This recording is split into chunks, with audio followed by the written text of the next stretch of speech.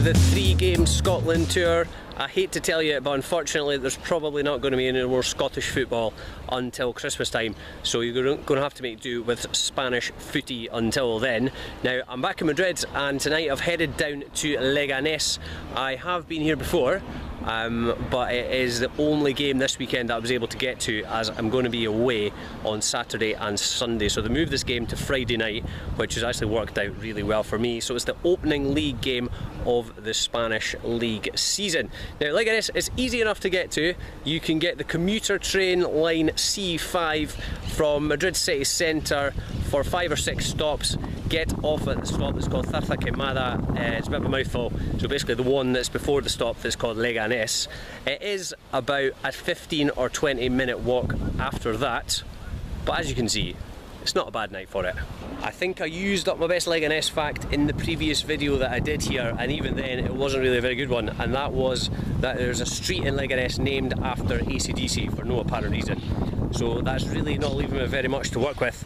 There's one of Europe's biggest shopping centres here,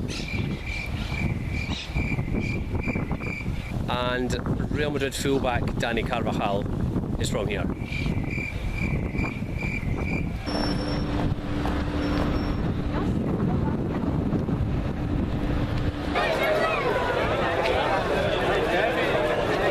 So tonight's game promises to be a tough one for host Leganés as they welcome top of the table Alavés to Butarque. Now, both sides are heading into their second La Liga season. Last year was Leganés' first ever La Liga season, and they avoided relegation. They finished 17th out of 20. They avoided the drop by 4 points. Whether they will do so again this season remains to be seen. A lot of pundits have been tipping them to go down. They should again be a very hard working side. They're pretty solid in defence, but they really don't have any attacking options. They only scored, I think, 36 goals last season, which was the second worst in the division, and they're basically not strengthened in attacking areas at all. So Alavés are heading into their 13th ever season in the top flight. They've won several lower league titles, but they're probably best known, especially outside of Spain, for the 2001 UEFA Cup final when they lost to Liverpool by 5-4 after extra time. They also made it to the Copa del Rey final last season for the first time ever, but they were again beaten by Barcelona. So they were expected to struggle last season, but they actually did really well. They finished in 9th place, but it's going to be tough for them to repeat that this season. I think they have obviously lost their manager Mauricio Pellegrino to Southampton. He's been replaced by Argentinian Luis Zubeldia, who's never managed in Europe before, and they've also lost a lot of the regular starters from last season, including the likes of Marcos Llorente and Theo Hernandez, who are both hoping to make the breakthrough for Real Madrid this term. First time I was here, I thought this stadium looked like a prison, and I'm not changing my mind.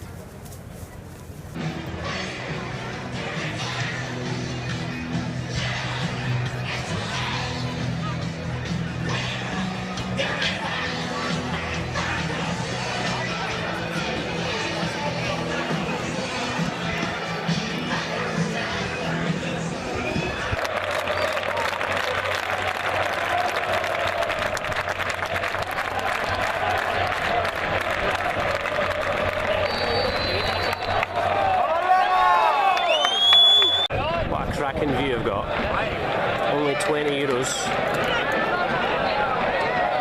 It's €15 behind the goal. Oh, it's still flush.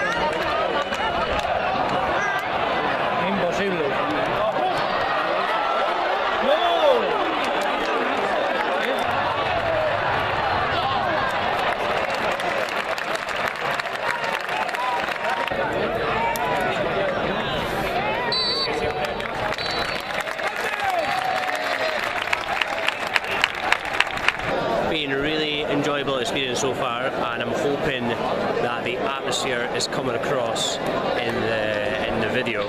Funnily enough, I think the fans have actually been more up for it, or they were more up for it when Leganés were kind of struggling at the start of the game than after they scored. I think Alavés started off better off. They were slicing them open down the right hand side a few times. That's where the penalty came from.